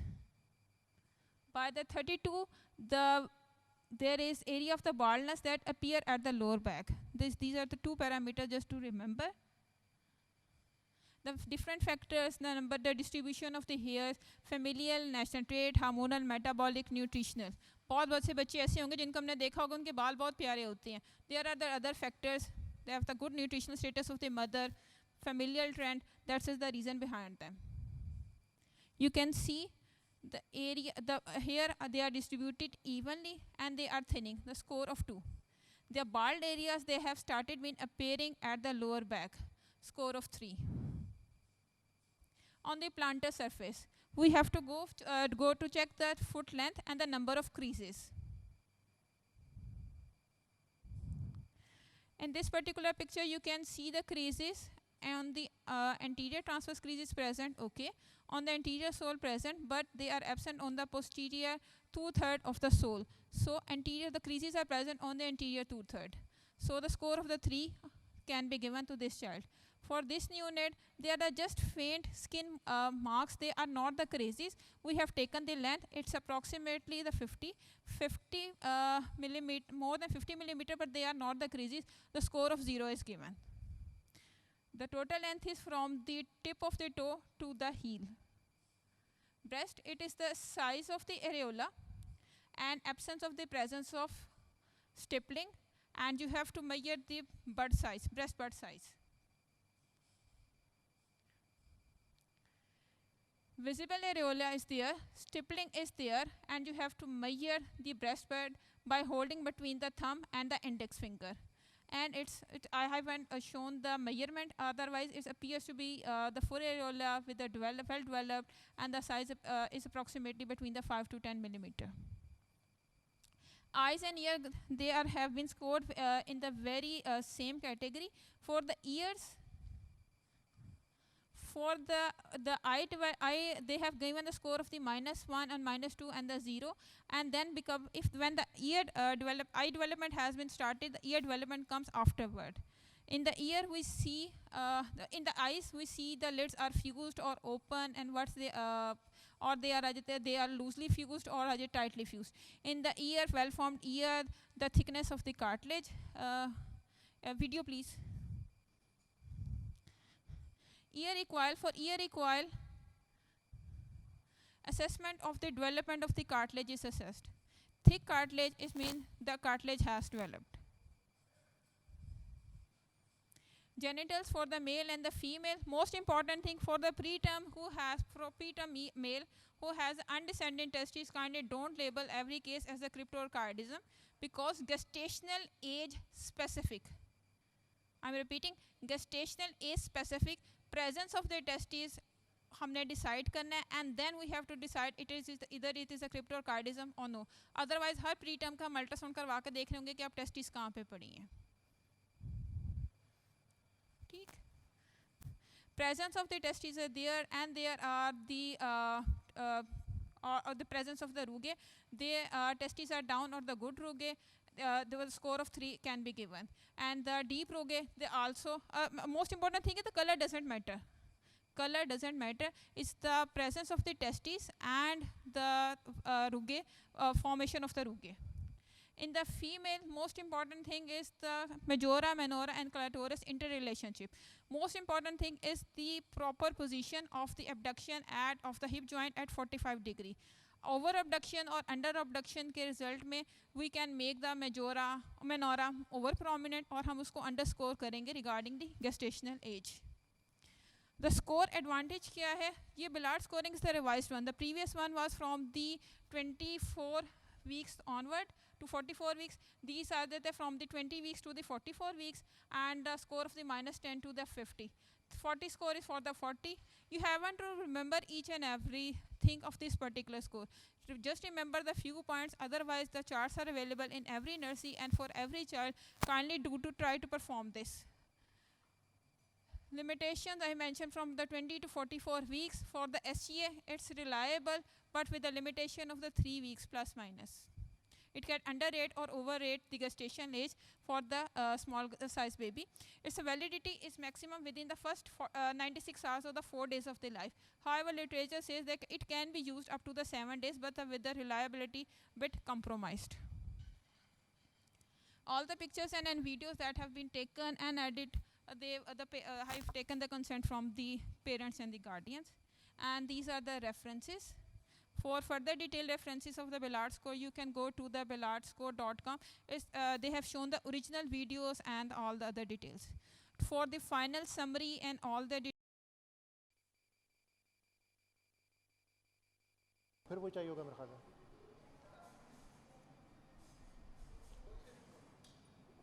Okay fine. मुझे अपने दोनों हैंड्स फ्री चाहिए, वो दूसरा मिल सकता है जो पहले दिया था आपने. Okay, so we have spent almost 1.5 hours going through the different parts of the neurological examination.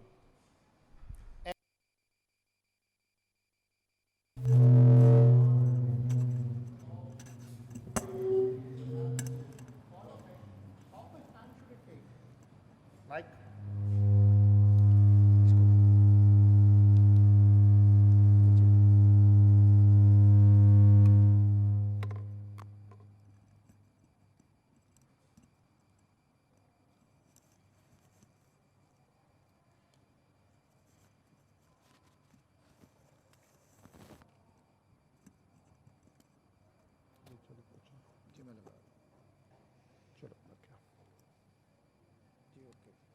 हो गया जी. You can hear me. So, how much time should we spend on this whole neurological assessment? What do you think? How long should it take? Approximately. Sorry? 10 minutes? 15 minutes? Okay. Now that's the kind of beauty or a trickery part of it. It can be done within 5 minutes. It can be incorporated into their normal newborn examination. You can do a normal newborn examination, you can do the neurological assessment along with it. Let me give you a very brief example before I move on to my slides. Let's suppose I'm going to undress the baby for my examination. To start my examination even, I want to undress the baby up to the diapers. What do you think the knowledge I can get while simply undressing the baby? Just undressing, nothing else. What we will get? Any ideas, any volunteer, anything is okay. Sorry? Talk loudly, that's fine. Tone? Sure, tone, exactly. And how will we check the tone? By arm traction and leg traction and the popliteal angle. Tone. Cranial nerves. Which cranial nerves will you be able to check while simply undressing the baby? Sorry? Facial. So mouth, nasolabial folds, ptosis, or the movements of the eyes and the wrinkling on the forehead. Isn't it? Excellent. Anything else? Sorry?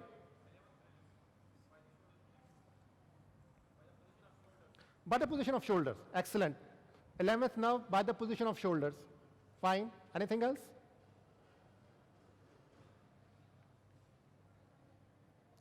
When you turn the head to one side, what do you check? Tonic neck reflex and doll's eye. Isn't it? Okay, fine.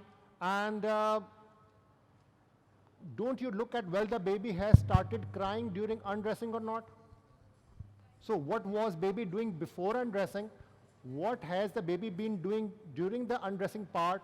And how are you able to stop the baby crying after undressing? Isn't it? माइक्रोटेट कर लें. चलें उसको वो and पे कर लेते हैं क्योंकि जस्ट रैंडम था. इसके बाद वो स्लाइड्स दिखा देते हैं. अभी तो सिंपल थोड़ा सा वो था कि डर के मारे ये ना समझे कि बहुत टाइम लगना है. So it's a simple process. आपको समझ आ रही है? आप टॉनिक नेक रिफ्लेक्स भी कर सकते हैं. आप ग्रास्प हाथ पकड़ के या पाँव पकड़ेंगे तो प्लांटर रिफ्लेक्स, टॉनिक नेक रिफ्लेक्स आपके प्रिमिटिव चेक हो गए. पीछे बचे कौन से? सिर्फ सकिंग, रूटिंग एंड स्वॉलोइंग. और अगर आपने बाद में बच्चे को स्पेसिफाइड देके चुप कराया तो वो भी चेक हो गए. सो आपको बात समझ आ रही है? It's just a matter of organising yourself. It doesn't take long. यही चीज़ें हैं आप रूटीन में भी देखते हैं, मगर वो खुले दिमाग के साथ देखेंगे तो ज़्यादा बेहतर समझ आ जाएंगी और आप ऑर्गेनाइज कर लेंगे. सो मेरे प्रेजेंटेशन का मकसद ये है कि आप लोगों को एक तरीका बताया जाए कि इसको ऑर्गेनाइज कैसे करना है, मगर ये आखिरी तरीका नहीं है, आप अपना तरीका खुद भी बना सकते हैं जिसके अंदर आप डिफरेंट कंपोनेंट्स को ऐड करके उसी 3 से 5 मिनट के अंदर ख़त्म कर लें। ठीक है, चलें आप प्लीज स्टार्ट कर दें first, next slide. So as if you are prepared well, your examination will finish even less than 5 minutes, isn't so? If you have to go looking for a stethoscope, or if your measuring tape is not clean and you are cleaning it, that is a time lost, and time lost for each baby. Let's say you have to examine 10 babies in the nursery, in a healthy nursery. So 5 minutes is kind of an appropriate time to do a neurological and newborn examination, all of it. If you have to spend 15 minutes on each baby, then for 10 babies you are kind of tied up for 2.5 hours, it means. So for preparation you need a proper history, at least a relevant history for family, mother and pregnancy plus antenatal events. Then you need to keep your things clean and by the bedside. If you are checking one baby in a one warmer on a fixed place, then you can do other babies on the same warmer as well, just change the sheets and you can use your equipment time and again. Then aseptic measures, you have to wash your hands, you have to clean your hands before and after the after each baby's examination. Then just start by observing the baby. Stand back, just look at the baby. You will be able to tell about the alertness, the behavior, the faces, any abnormality on the face, on the skull, arms, legs, body, skin. Any abnormality that you can just simply inspect. At the same time, you will be able to see the movements of the limbs, the symmetry of the limbs, symmetry of the movements, the shape of hands, feet, fingers. So you are checking abnormalities as well as the symmetry of movements. And you will be able to see if the baby is doing any spontaneous movements, which will help you decide in what? The degree of alertness that the baby has at the start of examination. Okay? Fine. So once you have done your inspection, you start undressing the baby. These are some of the points you will starting on the head. If you're removing the cap, you can check the skull, the sutures, the anterior fontanelle, the head circumference. You will come onto the neck, you will check the tonic neck reflex, the doll's eye movement, then the upper limb tone by traction, and the palmar grasp. Then the lower leg tone and the plantar grasp, and the popliteal leg if you want to. Then you can do the deep tendon reflexes, like the knee jerk, the biceps, and then you will do a 360-degree maneuver. You will can start by doing the Moro's reflex, and then you pull to sit, vertical suspension, horizontal suspension, putting the baby prone position onto the mattress, looking at the back and everything, and then turning the baby right. Take a torch or take a ophthalmoscope, do a red reflex, and the light reflex, and check for the bilateral red reflexes. And that's about it. Then you have to, with the tongue depressor, you can check the palate and the tongues and the mouth from inside. And then you weight the baby, you measure the vital signs, and that's it. Any complications in that? So we'll do once more. So you'll do a preparation, you do inspection, you undress the baby, then you do a deep tendon reflexes, then you do 360-degree maneuver, and then at the end of exam you can console the baby at this point or after checking the eyes. Check the eyes and tongue depressor, then console the baby, and that almost concludes your skin examination, apart from the Ballard scoring, weight, height, vital signs, or any associations. And that should finish in around 3 to 4 minutes. Let me show you how it's done. आप वो video चला देंगे? Excuse me,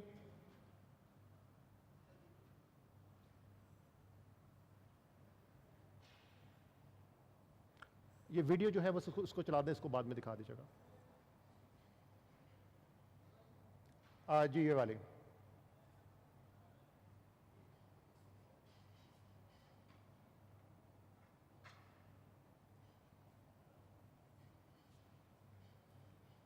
ये total video 5.5 minute की है।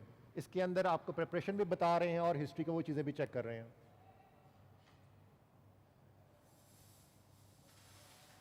ये warmer और आपकी सरफेस और well lit area, clean hands, remove your rings and watches, roll up your sleeves.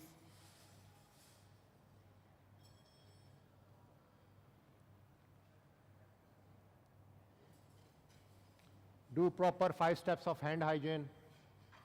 And then you start by inspecting the baby. If the baby is lying on the side, you will not be able to check for symmetry. So just gently move to baby to the supine middle position.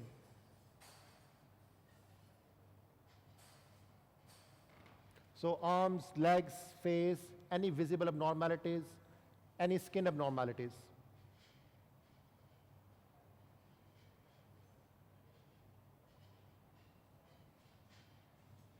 Then starting from the head, you will palpate the skull and measure the head circumference.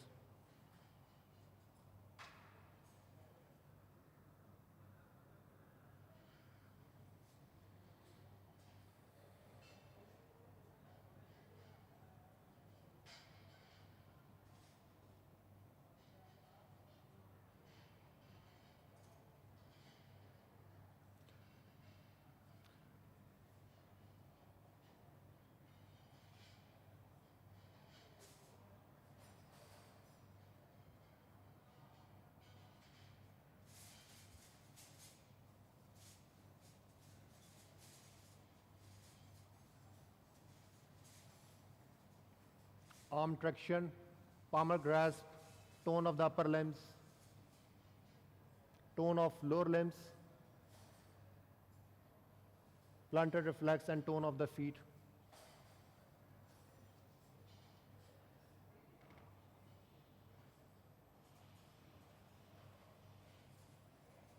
This is a modified Moros. You can do a classical Moro or a modified Moro. Support the neck. You don't want the head to dangle too much.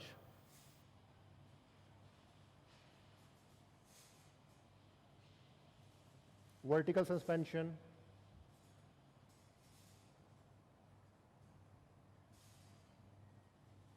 Horizontal suspension. Putting the baby in prone position.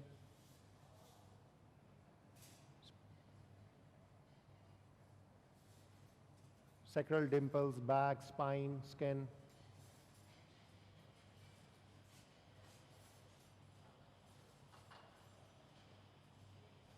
You can check the tendon reflexes if you have not done them before.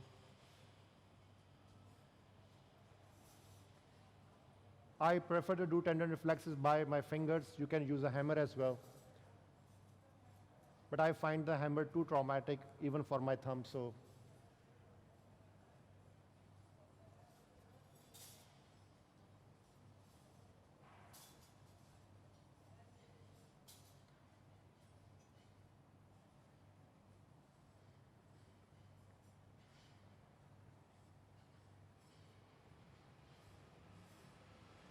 you can do the red reflex as well as the light reflex. And you will be able to see the position and the symmetry of the pupils.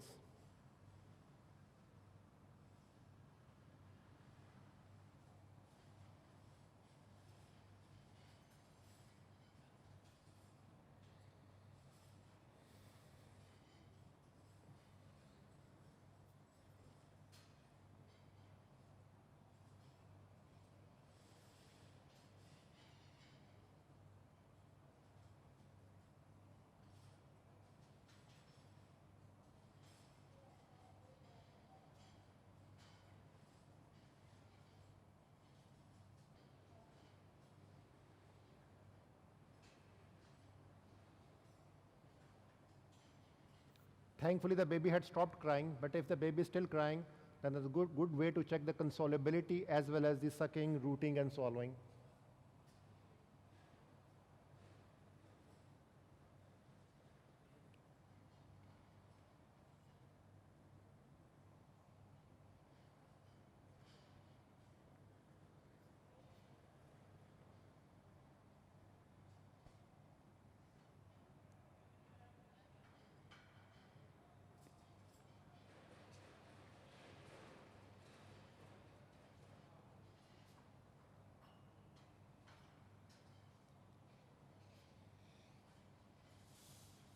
Just checking the vital signs. We have not tried to create an academic video. This is a hands-on actual video that you do in your nursery, that you should be doing or we should be doing. And that has not taken more than 5 minutes. The more you practice, the better you will be. And I don't think any significant part is missed. So I will request you, don't be afraid of 1.5 hours of lectures and everything. Just practice these 5 minutes. They will pay you handsomely. आप मुझे वो ज़रा next दिखा देंगे? एक last जो slide थी.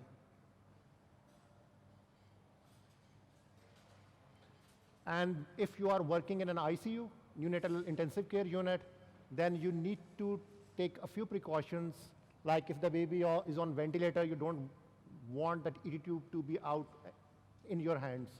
So you have to be careful. Same applies to the umbilical lines or peripherally inserted long lines. And then the preterms for less than 28 weeks, you have to be careful because their interpretation will be different from that of a term baby. And like if there's meningomyelocele, you need to take care of it. If there's a fracture of a bone, don't cause unnecessary pain to the baby. Be gentle. Okay? That concludes my presentation, and hopefully it will encourage you to incorporate this examination in your routines. Now I will invite Dr. Aisha. She has got an excellent video of doing a lumbar puncture in neonates. Just have a look at this video and some interpretation of the CSF lab sheets, how the neonate is different from the others. And secondly, and the last thing, we have taken permission from all the parents of these babies of the videos we have shown to you. So kind of it is covered, sir, especially for your.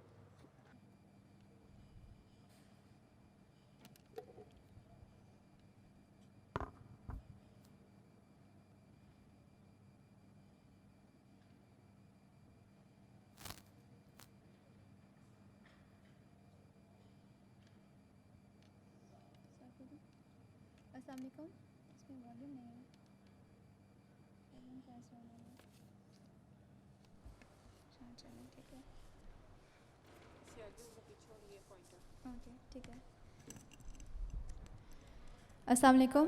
I'm Dr. Aisha. I'm going to discuss about lumbar puncture in neonates.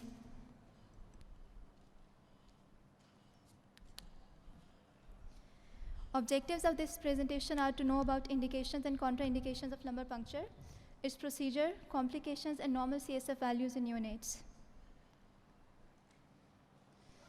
The most common diagnostic indication of lumbar puncture is to diagnose CNS infections such as meningitis and encephalitis. It is also performed to diagnose metabolic diseases such as in glucose transport defects or non-ketotic hyperglycemia, and it is also performed to look for CNS involvement with leukemia. Therapeutic indications include to monitor efficacy of antimicrobial therapy in CNS infections, to drain CSF in communicating hydrocephalus, or to inject chemotherapeutic agents. Lumbar puncture is contraindicated in babies with thrombocytopenia or bleeding diathesis, or if there is any skin infection at the puncture site. It is also contraindicated in babies with lumbosacral anomalies and cardiorespiratory instability.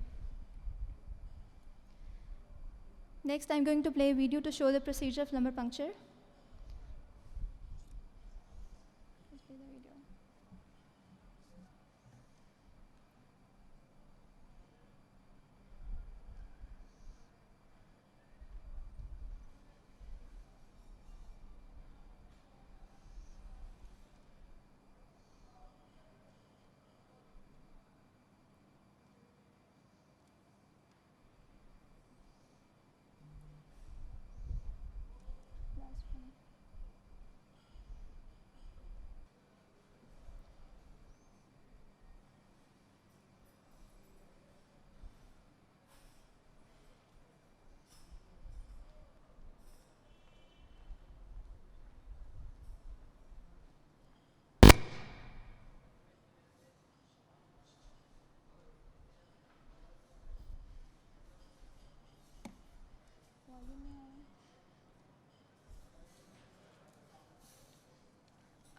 Sorry, sir. Okay.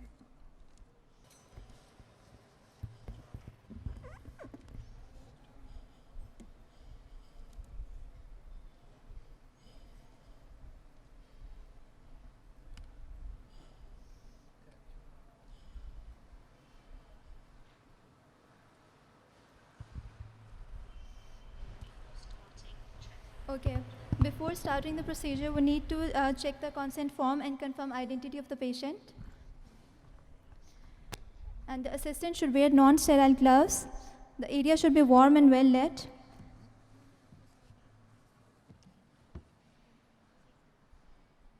Term babies should have local anesthetic cream applied. Remove this and clean any soiled skin with water. And attach the stats monitor to the right hand and ensure that the trace is adequate.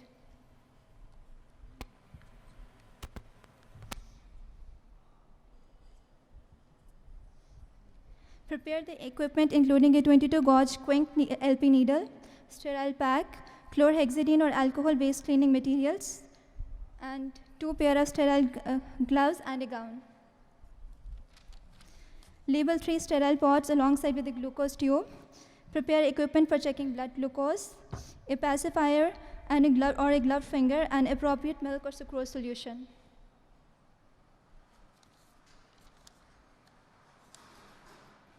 Operator and the first assistant should be happy with the height of the bed and that the baby can be held correctly. Pull the nappy out of the way. The infant should be held on a side, usually their left, with the spine straight and parallel to the bed. The knees and hips should be flexed as much as possible, and the hips and shoulders should be held firmly. Feel for the top of the iliac crest on each side.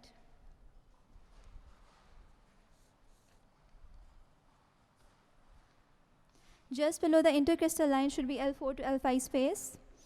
The second assistant should be checking the monitor throughout for the heart rate and the SATs with a reliable trace.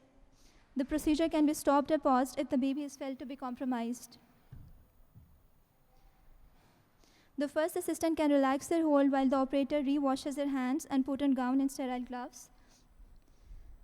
The infant may be given a few drops of milk or sucrose solution before the procedure and again during the LP if needed. The second assistant should begin timing of start of cleaning of skin. Clean in a spiral from the lumbar region out to the iliac crest. This should be done 3 times and allowed to dry for 30 seconds. Place the baby on a sterile drape and remove the outer gloves.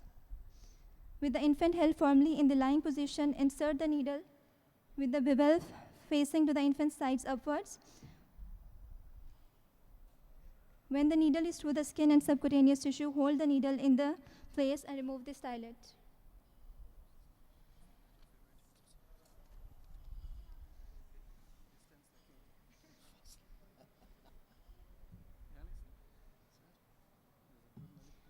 Aim to collect in each sterile pot 5 drops in a preterm baby and 8 drops in a term baby. Replace the stylet and remove the needle and apply sterile gauze.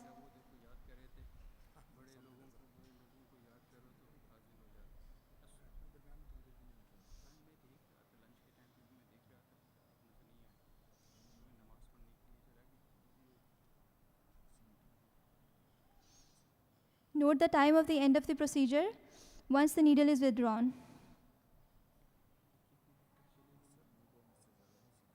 Ensure no CSF or blood is leaking and apply spot plaster. After disposing of sharps and clinical waste, complete the case report form and update the parents.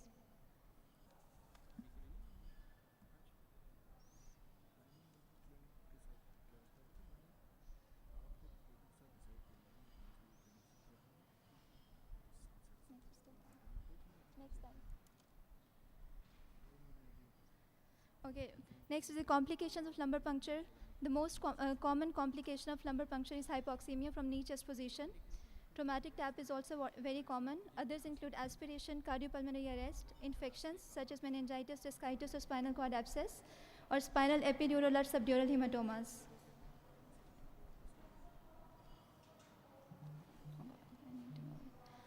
Epidural CSF collection, intraspinal epidermoid tumor due to epithelial tissue introduced into the spinal canal, spinal cord puncture and nerve damage, and deformity of the lumbar spine secondary to acute spondylitis.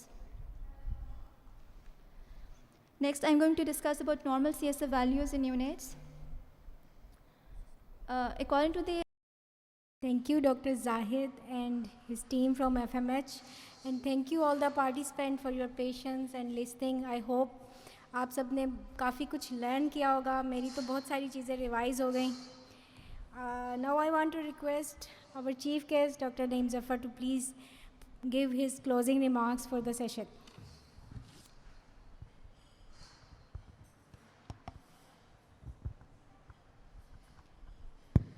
Thank you very much. शाम को 4 बजे कोई बहुत लंबे लंबे closing remarks नहीं दिए जाते. शुक्रिया अदा किया जाता है. और थोड़ा सा बता रहा हूँ कि जब मैं शुक्रिया अदा करूँगा सबसे पहले इरफान साहब का कि उन्होंने ये एक तरह से it's a very good effort and a very good conference. And I remember when in 90s मुझे फातिमा मुरल की टीम देख के याद आया कि प्रोफेसर शौकत रज़ा साहब हमें बुलाया करते थे वहाँ पे पार्ट 2 के ट्रेनीज़ को ट्रेन करने के लिए. और वहाँ से पहला लड़का न्यूनेटोलॉजी की फेलोशिप के लिए गया था, Kashif Imtinan. So that was the इस जनरेशन की पहली न्यूनेटोलॉजी वहाँ से शुरू हुई थी. I must remind. और ये and I am so grateful to Zahid. और इन्होंने ये बड़ा अच्छा किया. और हमें जो सबसे इम्पॉर्टेंट मैसेज जो हम लेंगे वो ये है कि clinical methods is still the key. और मेरे अपने एक उस्ताद प्रोफेसर महमूद अली मलिक साहब से जब हम बात करते थे तो वो कहते थे बेटा क्लिनिकल मेथड्स, हचिसन उनकी पसंदीदा थी. कहते हैं मैंने 3rd ईयर में भी क्लिनिकल मेथड पढ़ी, 4th ईयर फाइनल ईयर में भी पढ़ी, फेलोशिप में भी पढ़ी, और उसके बाद भी कहते हैं पोस्ट फेलोशिप भी मैं आज तक वही किताब पढ़ता रहता हूँ. तो हम बड़े हैरान होते थे.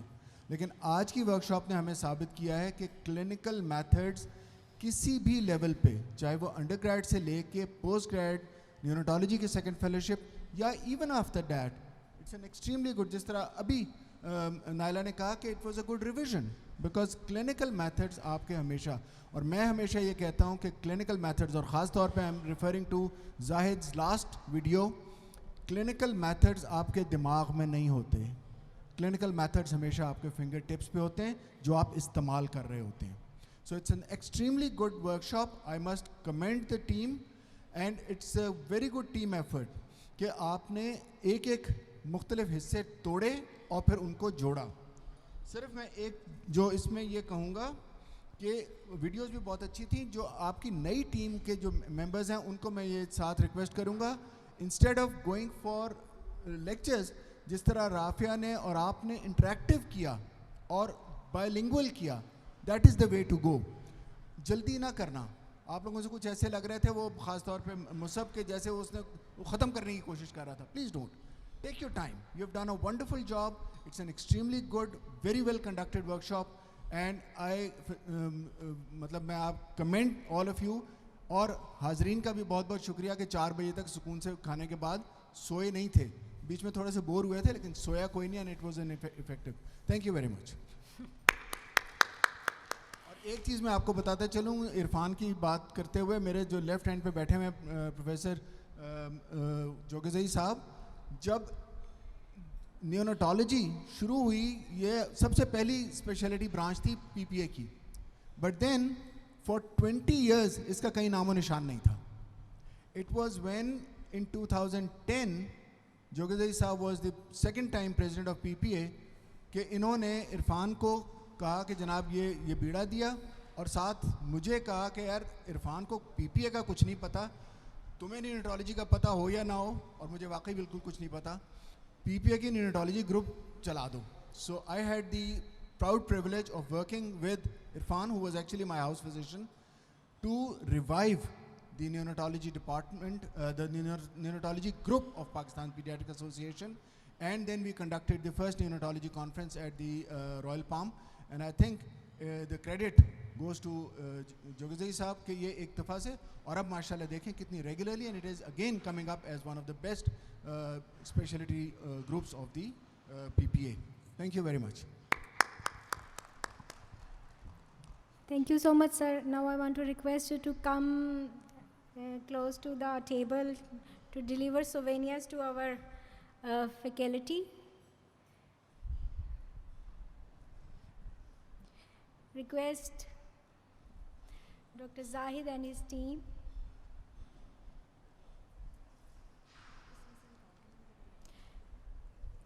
Dr. Zahid, your turn is on first number. देते जाए.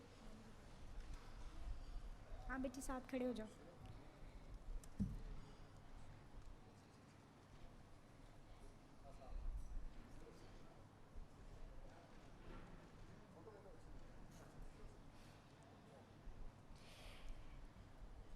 Dr. Rafia Gul.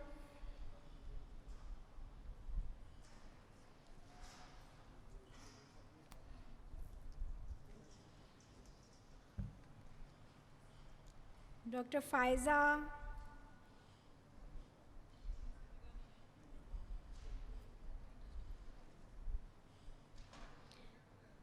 Dr. Masab.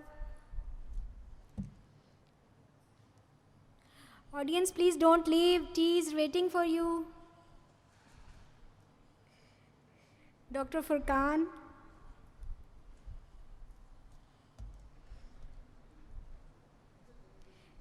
Dr. Saima.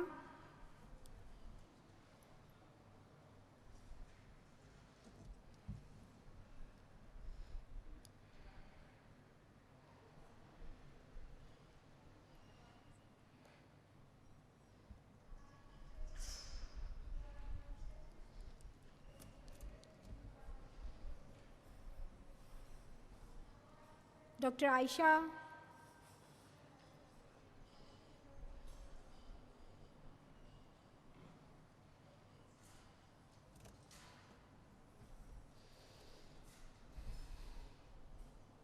It's for me, sir.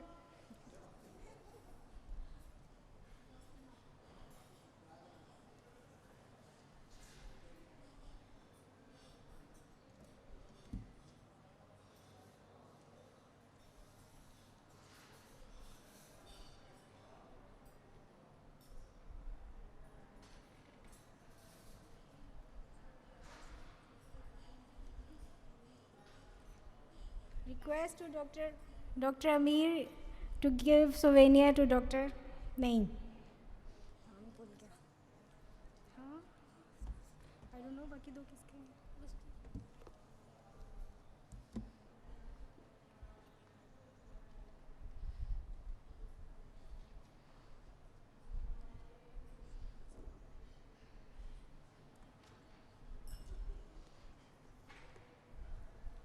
Thank you, sir. Thanks a lot.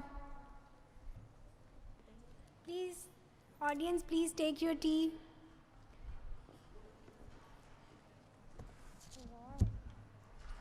ये बहुत अच्छे बनवाए हैं इस दफ़ा माशाल्लाह बहुत प्यारे हैं यार. यूज़ हो जाएंगी चीज़ें आपके लिए Thank you. It's lovely.